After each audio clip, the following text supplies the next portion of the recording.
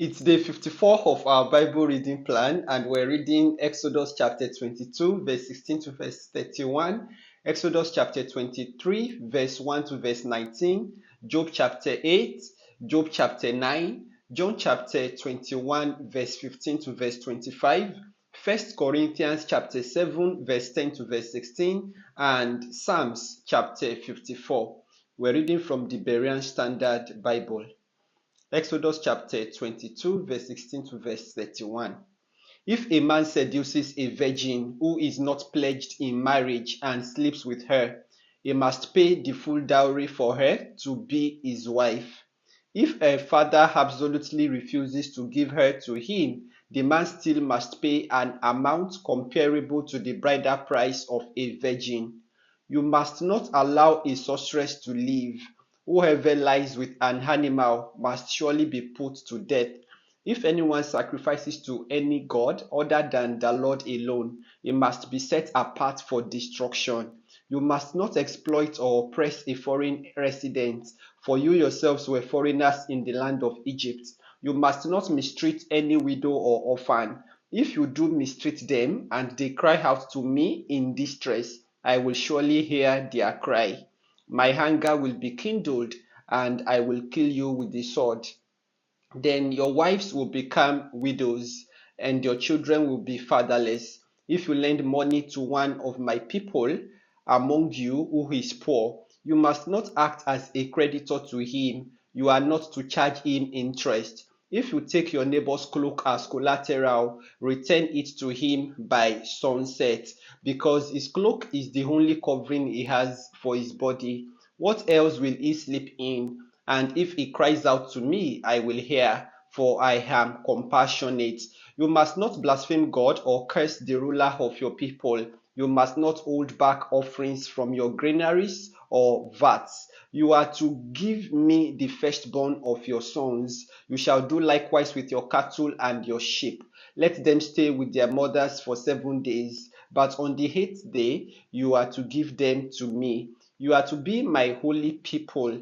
You must not eat the meat of a mauled animal found in the field. You are to throw it to the dogs. Exodus chapter 23, from verse 1 to verse 19. You shall not spread a false report. Do not join the wicked by being a malicious witness. You shall not follow the crowd in wrongdoing. When you testify in a lawsuit, do not pervert justice by siding with the crowd, and do not show favoritism to a poor man in his lawsuit. If you encounter your enemy's stray ox or donkey, you must return it to him. If you see the donkey of one who hates you falling under its load, do not leave it there. You must help him with it. You shall not deny justice to the poor in their lawsuits. Stay far away from a false accusation. Do not kill the innocent or the just, for I will not acquit the guilty. Do not accept a bribe, for a bribe blinds those who see and twists the words of the righteous. Do not oppress a foreign resident, since you yourselves know how it feels to be foreigners, for you were foreigners in the land of Egypt. For 6 years you are to sow your land and gather its produce, but in the 7th year you must let it rest and lie fallow, so that the poor among your people may eat from the field, and the wild animals may consume what they leave. Do the same with your vineyard and olive grove. For 6 days you are to do your work, but on the 7th day you must cease, so that your ox and your donkey may rest, and the son of your maidservant may be refreshed, as well as the foreign resident.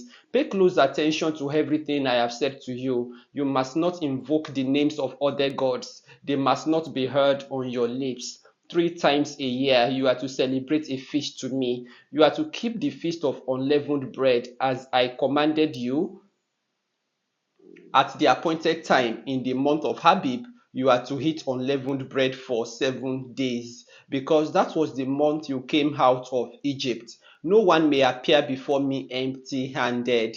You are also to keep the feast of harvest with the first fruits of the produce from what you sow in the field, and keep the feast of ingathering at the end of the year, when you gather your produce from the field. 3 times a year, all your males are to appear before the Lord God.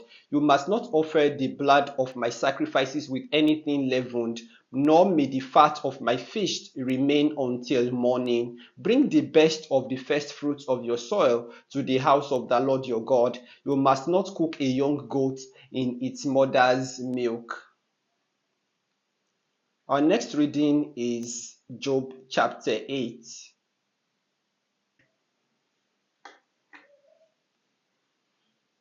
Then Bildad the Shuhite replied, How long will you go on saying such things? The words of your mouth are a blustering wind. Does God pervert justice? Does the Almighty pervert what is right? When your children sinned against him, he gave them over to their rebellion. But if you would earnestly seek God and ask the Almighty for mercy, if you are pure and upright, even now he will rouse himself on your behalf and restore your righteous estate. Though your beginnings were modest, your latter days will flourish. Please inquire of past generations and consider the discoveries of their fathers. For we were born yesterday and know nothing. Our days on earth are but a shadow. Will they not teach you and tell you, and speak from their understanding? Does papyrus grow where there is no marsh? Do reeds flourish without water? While the shoots are still uncut, they dry up quicker than grass. Such is the destiny of all who forget God. So the hope of the godless will perish. His confidence is fragile. His security is in a spider's web. He leans on the web, but it gives way. He holds fast, but it does not endure. He is a well-watered plant in the sunshine, spreading its shoots over the garden. His roots wrap around the rock heap. He looks for a home among the stones. If he is uprooted from his place, it will disown him, saying, I never saw you. Surely this is the joy of his way, yet others will spring from the dust. Behold, God does not reject the blameless, nor will he strengthen the hand of evildoers. He will yet fill your mouth with laughter and your lips with a shout of joy. Your enemies will be clothed in shame, and the tent of the wicked will be no more. Job chapter 9. Then Job answered, Yes, I know that it is so. How can a mortal be righteous before God? If one wished to contend with God, he could not answer him one time out of 1,000. God is wise in heart and mighty in strength. Who has resisted him and prospered? He moves mountains without their knowledge and overturns them in his anger. He shakes the earth from its place so that its foundations tremble. He commands the sun not to shine. He seals off the stars. He alone stretches out the heavens and treads on the waves of the sea. He is the maker of the Bear and Orion, of the Pleiades and the constellations of the south. He does great things beyond searching out, and wonders without number. Were he to pass by me, I would not see him. Were he to move, I would not recognize him. If he takes away, who can stop him? Who dares to ask him, What are you doing? God does not restrain his anger. The helpers of Rahab cower beneath him. How then can I answer him or choose my arguments against him? For even if I were right, I could not answer. I could only beg my judge for mercy. If I summoned him and he answered me, I do not believe he would listen to my voice, for he would crush me with a tempest and multiply my wounds without cause. He does not let me catch my breath, but overwhelms me with bitterness. If it is a matter of strength, he is indeed mighty. If it is a matter of justice, who can summon him? Even if I were righteous, my mouth would condemn me. If I were blameless, it would declare me guilty. Though I am blameless, I have no concern for myself. I despise my own life. It is all the same, and so I say, He destroys both the blameless and the wicked. When the scourge brings sudden death, He mocks the despair of the innocent. The earth is given into the hand of the wicked. He blindfolds its judges. If it is not he, then who is it? My days are swifter than a runner. They flee without seeing good. They sweep by like boats of papyrus, like an eagle sweeping down on its prey. If I were to say, I will forget my complaint and change my expression and smile.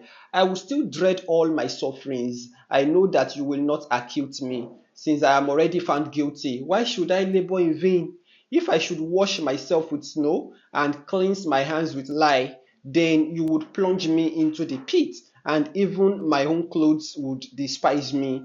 For he is not a man like me that I can answer him, that we can take each other to court, nor is there a mediator between us to lay his hand upon us both.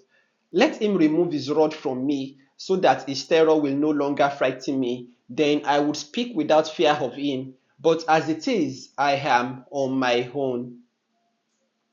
Our next reading is from John chapter 21, verse 15 to verse 25.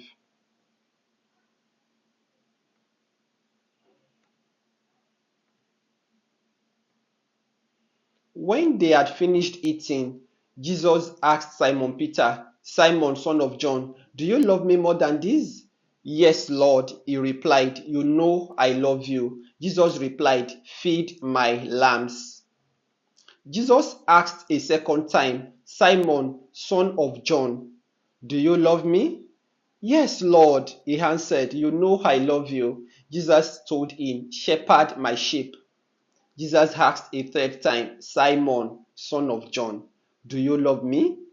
Peter was deeply hurt that Jesus had asked him a third time, do you love me? Lord, you know all things, he replied. You know I love you. Jesus said to him, feed my sheep. Truly, truly, I tell you, when you were young, you dressed yourself and walked where you wanted.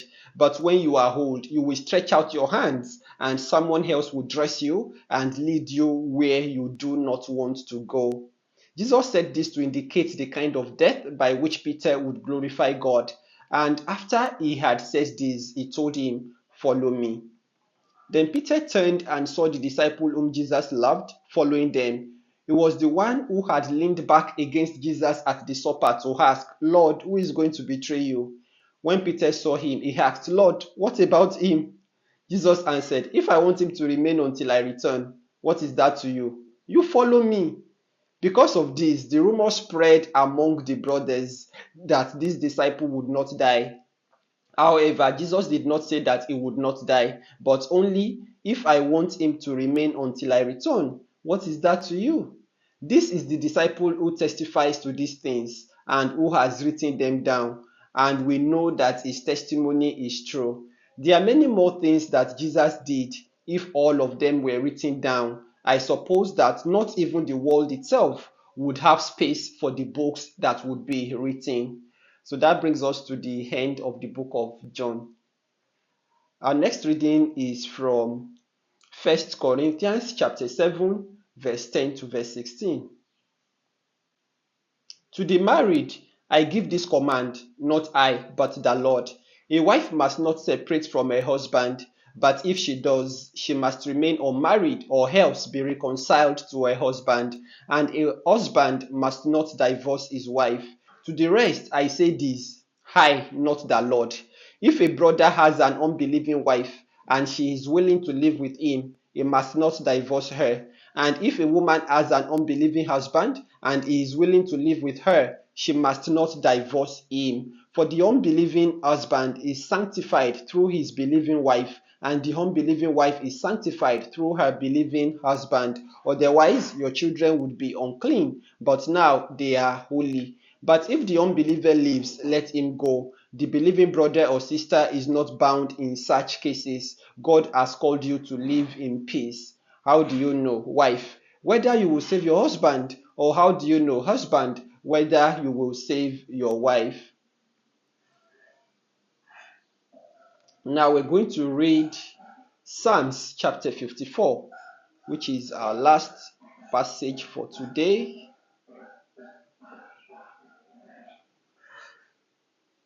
Save me, O God, by your name, and vindicate me by your might. Hear my prayer, O God. Listen to the words of my mouth, for strangers rise up against me, and ruthless men seek my life. men with no regard for God. Selah. Surely God is my helper. The Lord is the sustainer of my soul. He will reward my enemies with evil. In your faithfulness, destroy them. Freely I will sacrifice to you. I will praise your name, O Lord, for it is good. For he has delivered me from every trouble, and my eyes have stared down my foes. May the Lord bless the reading and hearing of his word.